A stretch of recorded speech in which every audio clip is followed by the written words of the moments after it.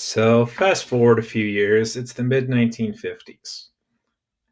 Right? So America's done in Korea, but we're still on the lookout for communism because the Soviet Union is still kind of threatening us with their nuclear bombs. We're still pretty scared of communism.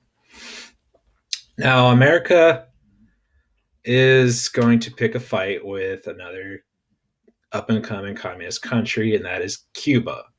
Now, a little history there. Remember after the Spanish American War, America had kind of administrative power in Cuba. All right, we had lots of sugarcane plantations there, other crops and other business interests.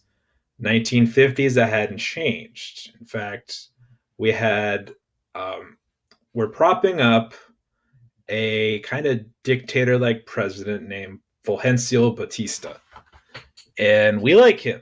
He's letting America do basically whatever they want business-wise in Cuba. Now, remember, communism is all about representing the people. And communists who were kind of gaining power in Cuba were looking at the American control of the crops and stuff and weren't liking it.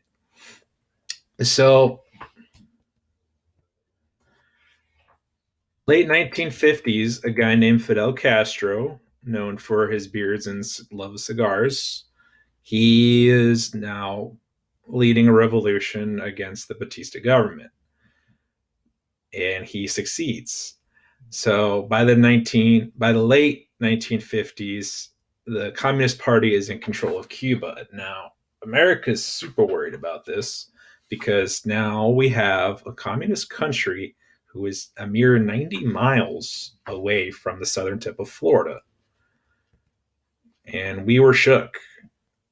Okay, so in the 1960s, President Kennedy gets elected. Now, he has to deal with what to do with this. He has to decide what to do about this communist takeover of Cuba.